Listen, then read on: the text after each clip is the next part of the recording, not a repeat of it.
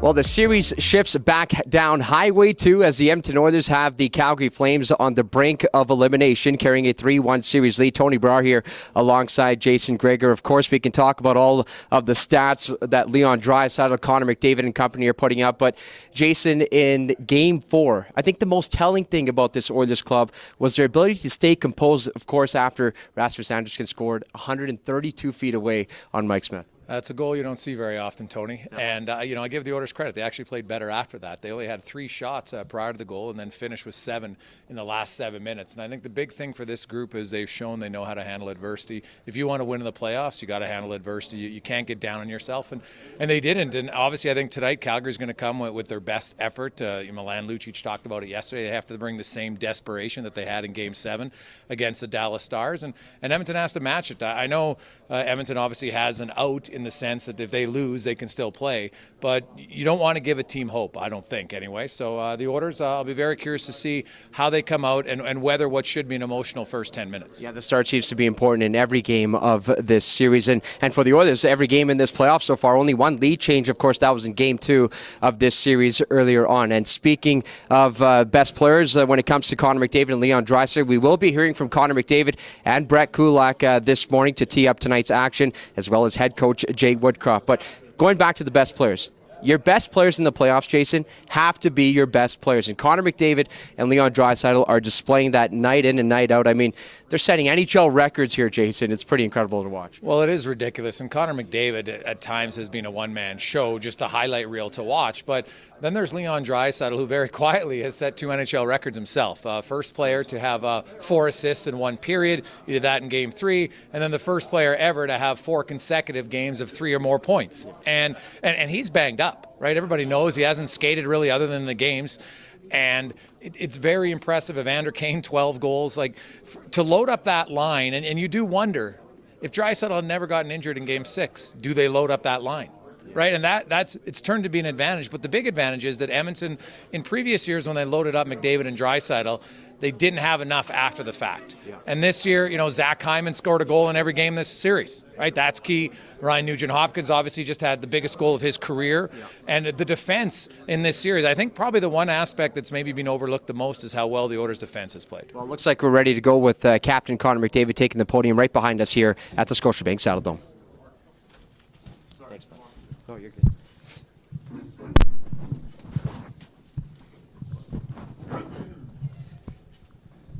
Obviously, trying to close a team out is a different kind of challenge. We saw last night a team fighting for its life, and it's just maybe that extra hurdle to get over. Do you expect that from Calgary tonight? Yeah, absolutely.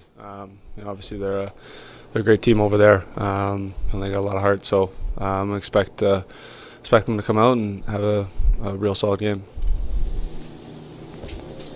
Connor, it was a big night for Nugent-Hopkins the other night. You guys get a lot of attention. It's nice for him to get some attention for his work the other night. Yeah, it was great. He's been so solid for us for a long time. And to see him get rewarded offensively, come up with 2 huge goals. That entire line. I mean, Himes has been playing amazing. Been stepping up. So great to see those guys kind of step into the spotlight. You look, Connor, tonight, obviously, Calgary's a desperate team. Lucic talked about yesterday. They got to bring the desperation they had in Game 7. How do you match a team's desperation? You've been that desperate team. How do you match it when you're the team that's in front? Well, we're desperate to close the series out. That's how you match it. We want to come out and have a strong performance and play our best game of the series and close the series out. That's obviously our focus. Jay is doing this as a head coach for the first time. What can you say about sort of the tone that he's setting and the routine he's got set up for you guys, and if there's just sort of some comfort in the way he's got things set up for you? Yeah, he's been doing an amazing job.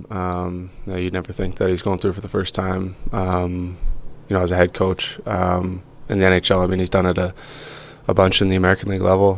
They've gone on deep runs and stuff like that. So he's come in and done a great job. I mean, lots been talked about, with Woody. So, yeah.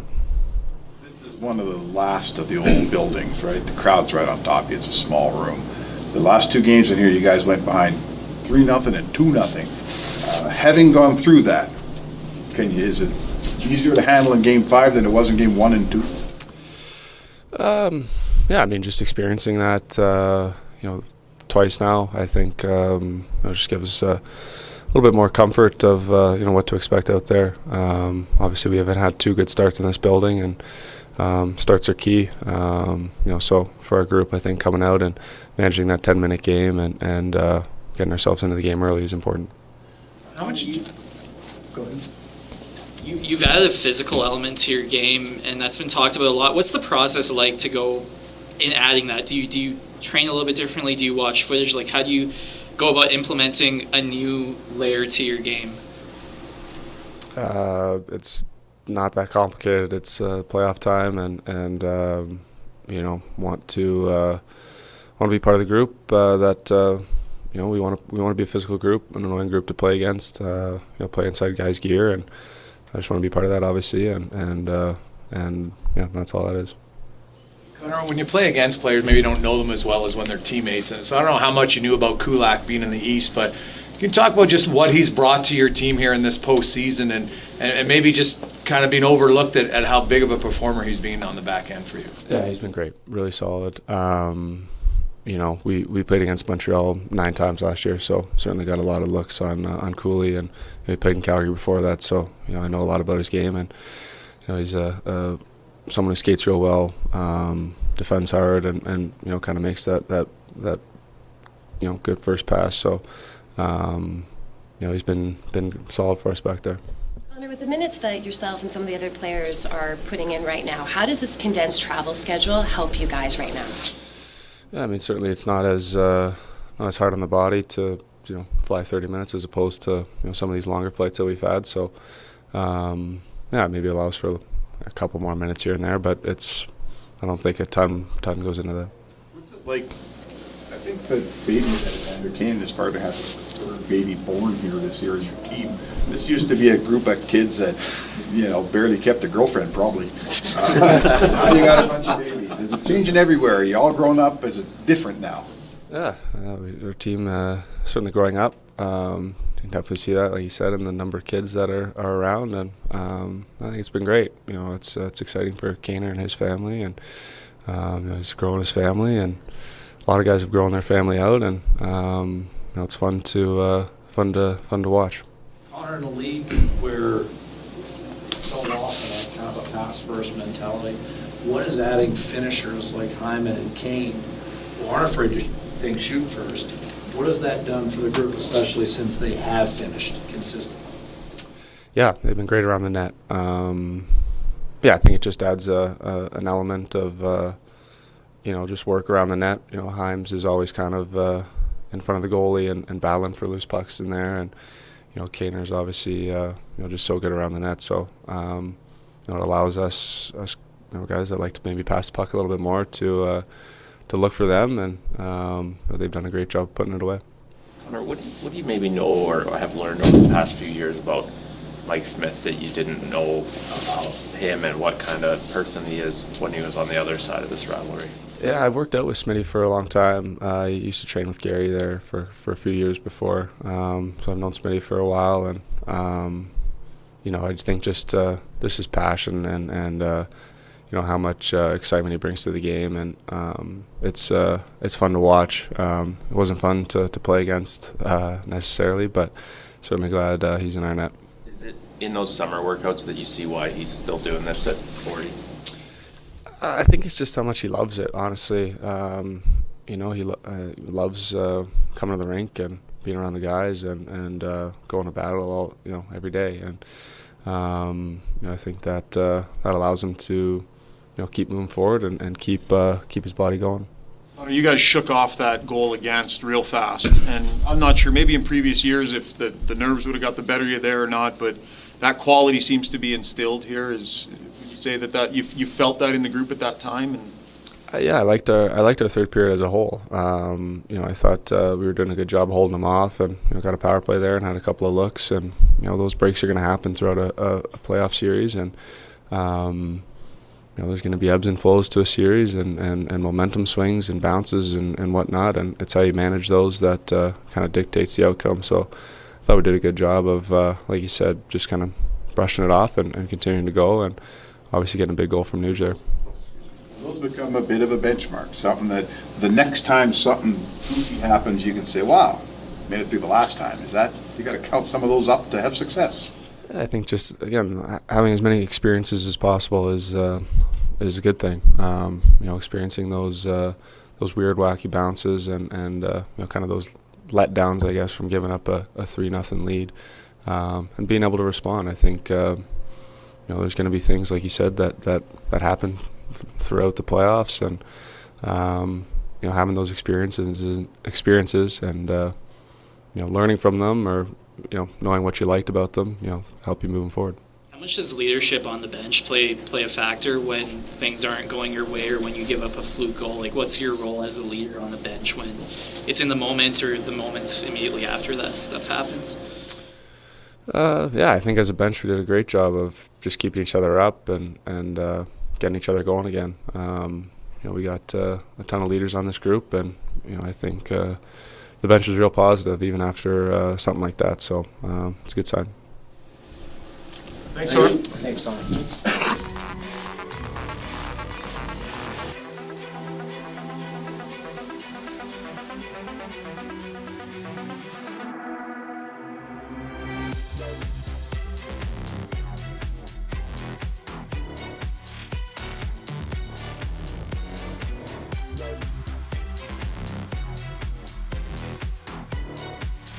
Opportunity, but teams are tough to close out. We're seeing that in the playoffs here. Just what do you expect from the Flames in their level of pushback and what you guys might have to throw out there to get this done? Yeah, we're going to see their best for sure, and we understand that. And like you talk about, teams are hard to close out. We saw that last night. I think lots of guys were watching the Colorado game, and teams don't just quit and say, "Oh, that's it, we're done." So it's gonna be right from the start of the game, all 60 minutes, and maybe it might take more. So I think that's our focus, and we're gonna come, and we expect to bring our best too. Good. Sorry, excuse me. Is that a good thing that happened last night, to have a bunch of guys sitting around a TV and see St. Louis do what they did? Is that something that's? I think so. Yeah, it's just another. It's just another thing to see in your head that it's not going to be easy. We're in a good spot in the series, but it's not over and the job's not done. So, so I think that's just been our focus here this morning. We all know it needs to get done. We got one more win to go, and we're looking to get it. Put into perspective, against a team that loves to forecheck and make life miserable for defensemen, just what Mike Smith's been able to do to alleviate that, and how huge an advantage that is over a 7-game series or however many games on you guys specifically. Yeah, it's huge. I've played with Smitty in the past, and he was awesome then. And then I also played with another good puck mover in Price in Montreal. And I mean, goalies that do that, they make it easy for us defensemen. And Smitty's doing an awesome job. And ever since I've been here, he's been great. And it's just nice. We know where to go, and he expects us to be in our spots. And it's pretty straightforward. We're all on the same page. And like you say, when they're forechecking the way they do, and they can, that's a strength of their game. It can help break them down a little bit.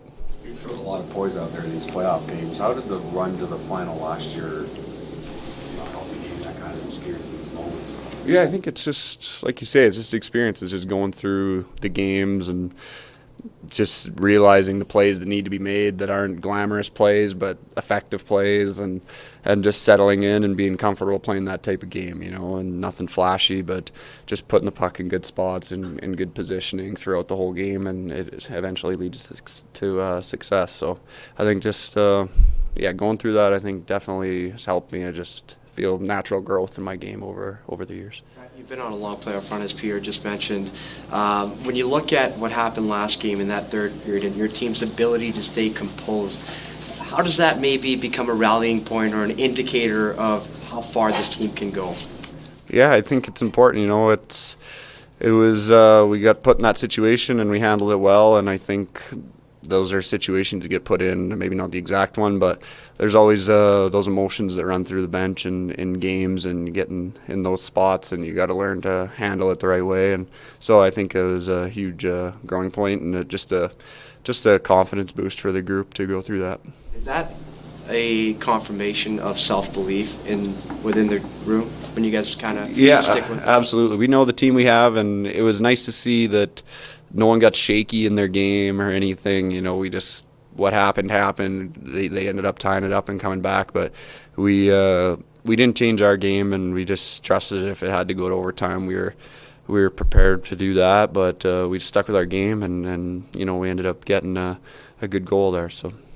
Last year in Montreal, much bigger defense core overall than what you guys have here, but you're having similar success defending different. Can you talk about how this group, maybe outside of Darnell, not the biggest group, but it's being able to defend? Is it sticks? Is it brains? What's allowing you guys to defend when it's a more physical time? I think it's just the collective group effort, even from our forwards, getting back and staying above the puck, and it helps us have numbers. We're not giving up many odd man rushes, and then just our layers in the corner in our battles and body position in our own zone, and then just efficient, moving the puck, keeping the puck moving, and then like I say, back to our forwards, they're winning a lot of crucial battles along the wall when the Flames D's are pinching down the wall in the offensive zone and stuff like that. So I think just the collective group effort is allowing us to be good defensively. Is it helpful to, even for you personally going into tonight, to understand that 3-1 doesn't guarantee success, because you know what it's like to be on the other side and find your way back? Yeah, exactly. It's that tricky spot. It's almost like you talk about the 2-goal lead within a game. It's a 2-game lead in the series. It's the same kind of thing, right? And teams can, if they get some success, they can start rallying on that. So I think our job is to come out early and just come hard, and we got to match their intensity, their speed, and even push them on their heels, and break their will and go from there.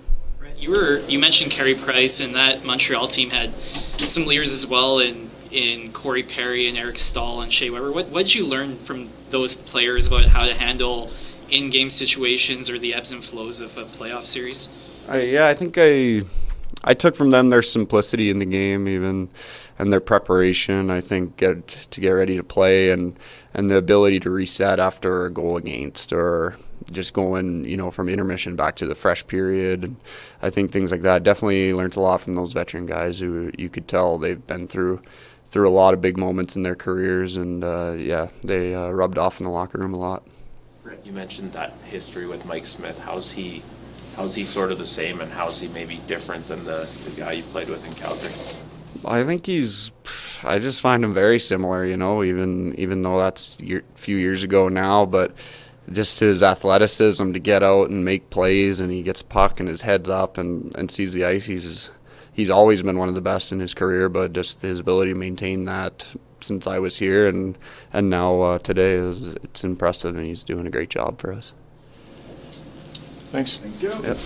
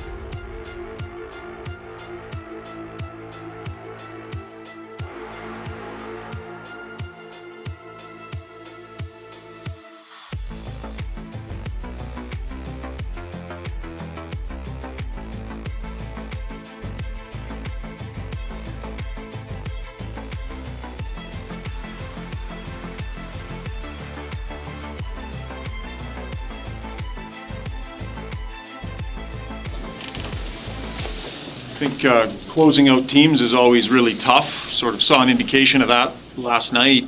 Is that maybe not the worst thing for your team to see a result like that, and how desperate this time of year can be for teams facing elimination? Yeah, I think for us, we're very humble in our approach and purposeful in our intent today. Just confirming that Evander Kane will be an option tonight. We know He's healthy and available. Yeah, we just know. Yeah, maybe so. What do you expect from Calgary tonight facing elimination? Yeah, I think anytime as a series moves forward and the games become more precious, you expect both teams to have their best, and certainly we know they'll be prepared, but as I've said all along here in our messaging, we're worried about us. We're worried about making sure that we're playing our best game of the series today. Jay, the first two games in Calgary, you're down 3-0, 2-0. You had better starts at home. So about your team, what did you see that was a subtle difference in games 3 and 4 that you want to bring to the start tonight for game 5? We scored the first goal. Biggest difference, I think. The playoffs, are there any lead safe? In regular season, sometimes you get a lead of 3-0 on a team and okay, fine. Mm-hmm. But 3-0 in the playoffs, yeah, seem like it makes that much difference. I think you're seeing a lot of offense in the playoffs, and the teams that are still playing all present difficulties for the checking schemes or defending schemes of their opponents. And so, I think, as I said earlier to Ryan, you just want to make sure that, you're putting your focus on your own selves and your own team game and making sure that you're prepared to play a full 60 minutes. With the more offense, it's been there all season long, and you've been coaching here in the league since '06 or whatever it is. Do you sense, because I don't think a coach ever told guys to sit back, but in the lower offensive years, teams would sit back. That doesn't seem to be the case now. Do you sense that as a coach that players are more, even if you got a 1 or 2 goal lead, they're not naturally, subconsciously sitting back and trying to protect leads? Yeah, I think over the years, one thing I've noticed is the cyclical nature of hockey, and the way teams played the game this year specifically with all the goals. I think that speaks to a mindset of today's player. Also had the opportunity to work with under 23 team North America, the 2016 World Cup of Hockey, and I think that team specifically played the game a certain way that affected a lot of the way the game is being played right now. How does Mike Smith's ability to play the puck help your team, and how impactful has it been so far in this series? Yeah, he's one of the best ever in terms of his puck handling ability. I think what it does is he's like another defenseman out there. He helps us alleviate pressure and get us going north quickly. On the back of that, his ability to knock down the puck when it's a few feet off the ground. I mean, I've never seen anything like that. Yeah. Just how much that helps. It's elite. He's an elite puck handler. One of the only guys I've ever seen have that type of ability is Pekka Rinne in his prime. His ability to knock down pucks that were on the glass. And it's a skill set for sure for Mike. It's a big reason why he's had the success that he's had personally in his career in the National Hockey League. In this series, since Game 1, how key is your team's ability to play in its structure and your layering to take away rushes and what you've done in zone? How much better has that been for your group since Game 1? Yeah, I think it's, for us, we have a certain way we want to play the game. I think when we adhere to our structure, we're a tough team to beat.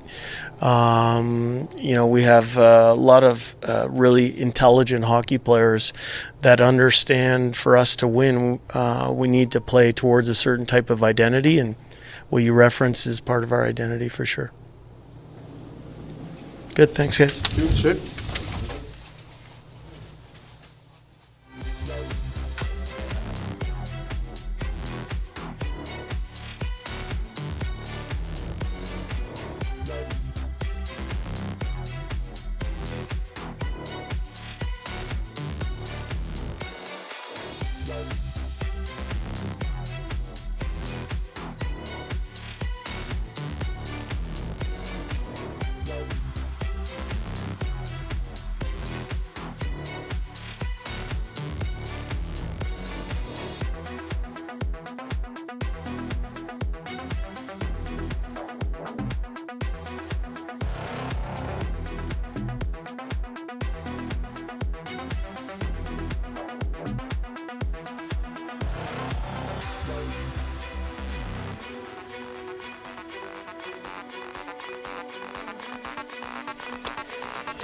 And there was Connor McDavid, Brett Kulak, and of course head coach Jay Woodcroft. Now, if you're just tuning in, we will be posting those media availabilities on EdmontonOilers.com and Oilers TV. And the Oilers players, well, they continue to etch their names in the record books. Leon Draisaitl, he became the first player a couple of nights ago to register 4 straight 3-point nights. He has 13 points in this series against Calgary, the most ever against Calgary. 15 by Wayne Gretzky. And then Connor McDavid, of course, playing on a different planet right now. 10 multi-point outings in his first 11 playoff games this postseason. That, of course, is an NHL record as well. And we also heard a lot about Evander Kane. You heard head coach Jay Woodcroft confirming he is healthy and available. Of course, he and his girlfriend welcomed in a baby boy yesterday, so he did not fly with the team, but he will be available tonight. He was not on the ice for morning skate, as was the case for Darnell Nurse and Leon Draisaitl, which seems to be the norm now. Now going back to Evander Kane, he has 12 goals in 11 games already. He can become the first player in 25 years to register more than 15 goals if he continues this pace, beginning with Game 5 tonight. Of course, the Oilers holding the Calgary Flames on the brink of elimination. That's going to do it for us here tonight. And looks like I'm getting a message that I have to read. So welcome to live TV. Here we go. I'm getting a look here. And it looks like we will be teeing up the Calgary availabilities as well. Of course, we heard from Matthew Tkachuk, Johnny Gaudreau, and head coach Daryl Sutter. So they're actually going to play us out here on the Oilers TV live pregame show. Thanks for joining us here tonight, and we will see you post Game 5. Well, you got a guy like Chris Tanev who's, obviously playing hurt, but playing. And we know how much you like him on your bench and you like him on the ice and how important he is to you, but he's probably at some percent less than 100. How do you weigh all that out? Yeah, I think, first of all, taking Tanny out of that, there's probably lots of players I would bet in the series. When playoffs start, there's either guys that are in or out, but then as playoffs go along, it's IR or out for the year or whatever, right? So I'm sure there's a number of players like that. So in the series on both teams, for sure. But weighing that out with Chris would be, even strength minutes, he was really good the other night. When you look at it, he made his partner a better player. And I said it yesterday with the experience on our back end, or lack of experience on our back end, he's an important player. In your experience, with the guys over the years, what does it do for a group when you get an important piece like that back? That's exactly what it is. It just gives you some composure in your, because the games aren't always where one team rides the momentum the whole game. There's momentum shifts, lots of momentum shifts during the game. So anytime you can have that on the ice, it's important.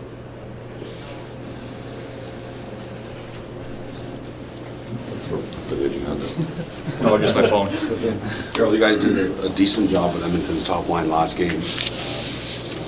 What worked in that game in terms of taking some of the chances? I think just our puck management's a little better. I think our ozone time is hanging on to pucks, but it's still the trade-off of that's, as I've said, that's a different set of skill, that player, but there's still a trade-off after that in terms of, are we getting enough and are they getting enough out of that next layer? That's the next part. You look for on the morning of an elimination game, what do you need to see out of your group just in terms of mindset? Well, when you're playing every other day, it's you're doing a lot of work in-house with guys, so that's what's important. And our guys don't have any problem with that. We've done it all year. That's very simple. You don't win, 55 games. When you think about it, you won 55 games this year, so it's pretty easy to get set for the next one. You said that the team maybe hasn't finished as much as it could have on scoring chances during this series. What's the key to making sure those pucks go in or generating more offense versus this Edmonton team? I think there's different layers there. That's a general question, and the general answer would be to say finish. But there's guys that can maybe get around the net more. Maybe there's more pucks around between the hash marks. Maybe there's a little bit more on the rush. Maybe there's a little bit more on the power play. There's lots of ways of breaking that down. What do you need to see from Matt Tkachuk then along those lines? What are the things that he has to do to get more involved here? I think just his skill set. Use it more to his advantage. I think it's got nothing to do with effort or anything like that with any of our guys that are haven't been as productive after game one in the series, but you have to give Edmonton credit in that too. Like maybe our guys are doing all they can. Maybe Edmonton's just doing a little bit better right now. That's kind of been a sideline, right? Nobody's talked about that. It's always been about the negatives. What about the good stuff that's going on? So what's the balance then, game planning in a do or die game versus earlier on in the series? I mean, I know you want to stick to your identity, but do you change stuff systems wise, or do you approach it differently with your backs up against the wall? Or? Yeah, there might be some different approaches, but I don't think you're not calling in plays. It's not, or the defense goes off and the offense goes on, or we change innings.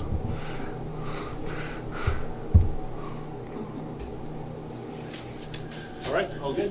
Okay. Thank you. Johnny, what's the mood on a morning like this, knowing that you're facing an elimination game tonight? Another game for us. We're super excited to be where we're at today. Have quick skate here today, and we're excited to play back in front of our fans. What's the key to tonight's game, then, in your guys' game, that maybe you haven't gotten to that you want to get back to playing? Matthew? I just think that probably better starts, a better first period, set ourselves up for the rest of the game, and we know that our fans are going to bring it tonight. We love playing in front of them, and we've been a great team all year at home, so hopefully we can use that to our advantage. Matthew, what do you expect out of Jacob Markstrom tonight? Expect him to be at his very best. I mean, he kept us in that game, made some huge saves in the third and later in the second last game, and gave us a chance to ultimately win that game, and so you can ask for from a goalie, and we have so much belief in him, and he's going to be at his best tonight, and hopefully we are as well. Johnny, when you look back at that game one, what do you feel like you guys can translate most from that into tonight? I think that was kind of a weird game. I mean, I thought, the biggest thing was a good start. I think we came out hard. We took an early lead, just like we did in Game 2, and we kind of let that slip. So, if we can, try to come out hard again tonight in the first and try to get an early lead and, get a little cushion for Markey back there, I think that'll help us. Johnny, you guys have talked a lot about believing this can be a special group. Like, do you allow yourself to be motivated by the fact that one loss away from not seeing that through, or do you push that out of your mind? How do you approach it?